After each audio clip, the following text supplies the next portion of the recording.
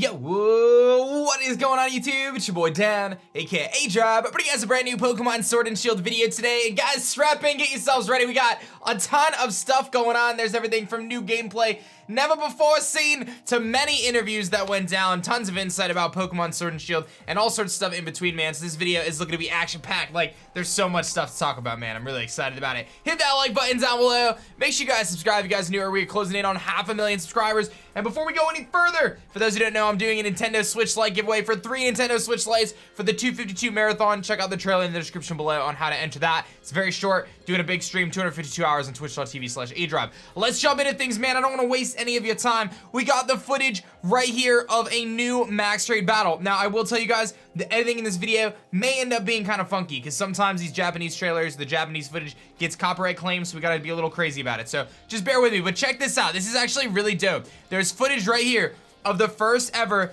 Gigantamax Butterfree in a max raid battle. Actually, let me go big status here.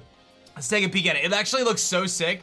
I'm really excited about it personally. Like, I think this looks really cool. So you can see, here, let me move. Can I move it down a little bit? Is it gonna work? I don't know. There you go. Yeah, so you can see the max trade battle, and there it is, Gigantamax Butterfree. So this is really big, and the reason why this is really big is we didn't previously know, at least I didn't, that the Gigantamax Pokemon were gonna appear Gigantamax in the max raid battles. This shows that they are. That might have been my naivety, but I don't remember at any point us knowing that those, and here's Gigantamax Alchemy being shown for the first time as well to throw down against this Butterfree. So some really cool stuff, right? And don't forget, you only have 10 turns to beat this Gigantamax Pokemon. There's using, I don't know, Aero Blast, dude? I have no idea what that even is. Some big damage there. But obviously, again, Butterfree, Gigantamax, and you can see them in the wild. And there's some really cool, dude, what attack was that? That was like the coolest attack I've ever seen. Hold on, can we go back? That was insane. That attack was nuts. Hold on, what was that Alchemy or was that Duraludon using Draco Meteor? No, that looks, I don't know what this is, dude. It looks amazing though. Alchemy using a really cool move. Maybe I just don't know what it is. But anyway, again, this is big because previously my thought was like you would find a Butterfree in max raid battles and then you'd have a chance to get Gigantamax.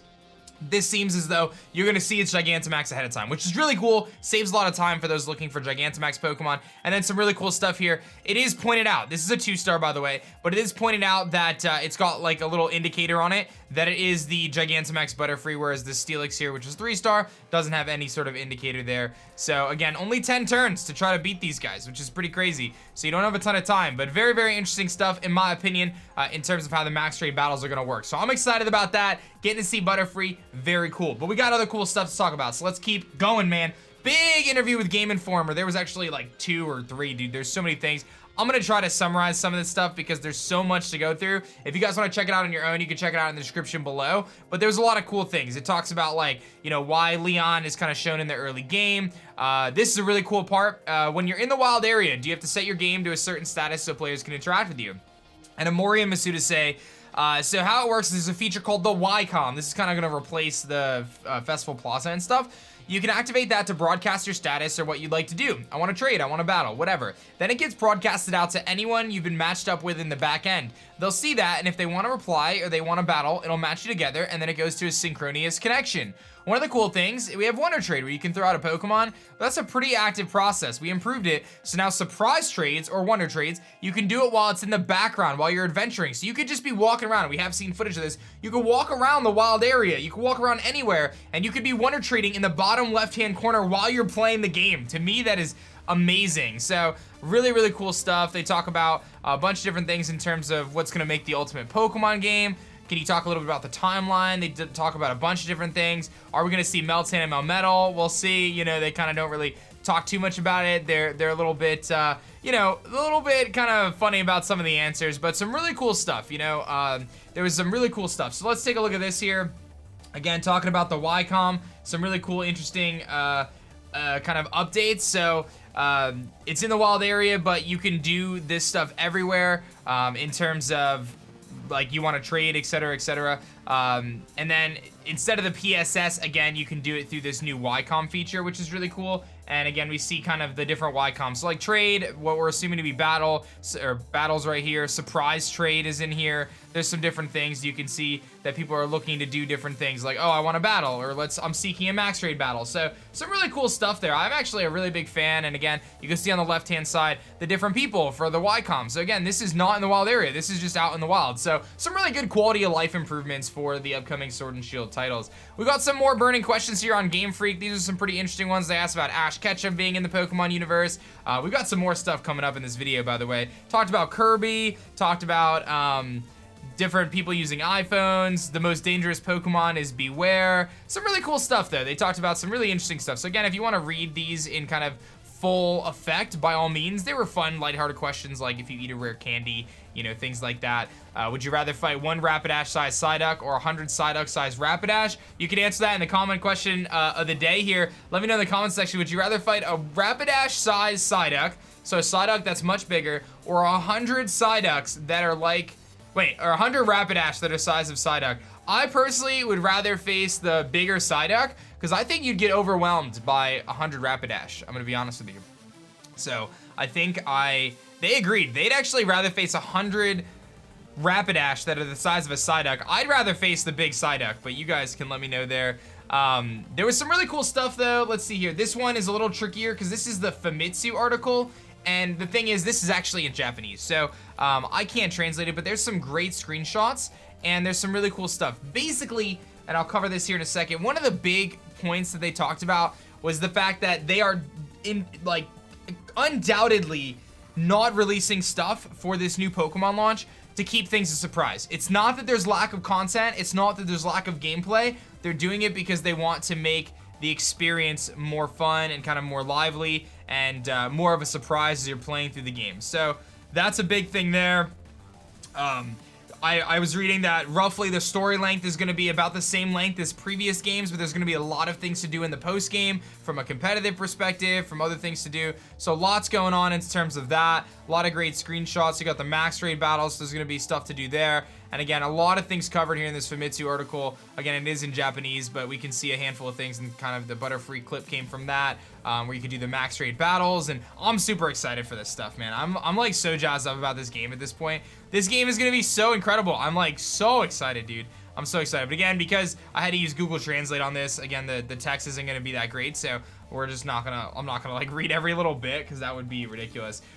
This is a really cool little video that Cerebi has that posted on his Twitter of just seeing the wild area, just like doing a full panorama of the wild area. Now you may be like, well, there's not a lot of Pokemon, but I think that's just for the purpose of this video because again, they don't want to spoil all those Pokemon, but you can see you obviously have free camera angle, you can move it around. I'm curious what that little fishing spot there is. Are you gonna be able to fish there? Is chain fishing back?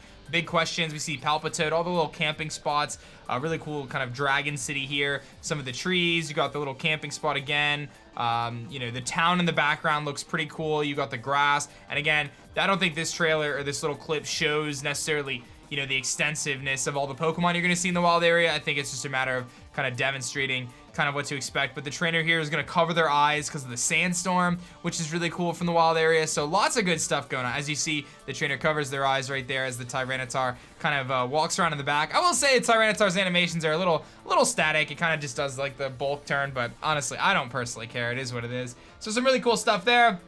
We've got this massive trailer, by the way. Again, all this information is in the description below. I'm not gonna play it, it's 10 minutes long, but it's basically a summary of all the clips that we've gotten so far for Pokemon Sword and Shield. So it's basically like every reveal pasted together for a, you know, whatever, a 10-minute video basically, right? Like it's a 9-minute, 25-minute, 9-minute, 25-second video of basically all the things that have been revealed in Pokemon Sword and Shield up to this point. So if you want to watch like a hype trailer and get excited for it, I may watch this on stream later today.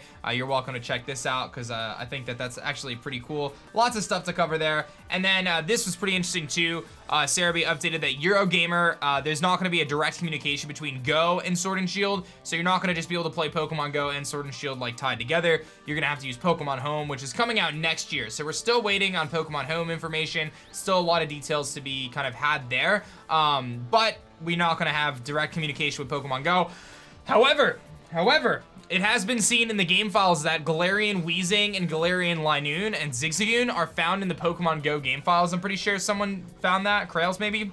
So that does seem to make us believe that there's going to be some sort of a Galarian event in Pokemon Go to get those new Pokemon to celebrate the launch of Pokemon Sword and Shield, and maybe there will be more other, you know, kind of Pokemon that just haven't been revealed yet. So again, the lack of Pokemon information is not because of lack of information in general. It's simply because they are trying to make the game a surprise, which we're going to talk about that in another video because there's a lot to discuss about what to do moving forward as we are just 3 weeks away from the launch of Pokemon Sword and Shield. I hope you guys enjoyed this video. I was excited to see that max raid footage, and again, if you want to dive through those interviews, by all means, pretty lighthearted stuff. I wasn't gonna go through every question or whatever because it was just too much, but thank you guys for checking out this video. Be sure to hit that like button down below, subscribe if you guys are new, and I will catch you guys on the next one for Pokemon Sword and Shield. 3 weeks, guys, 3 weeks, man. I'll see you guys next time.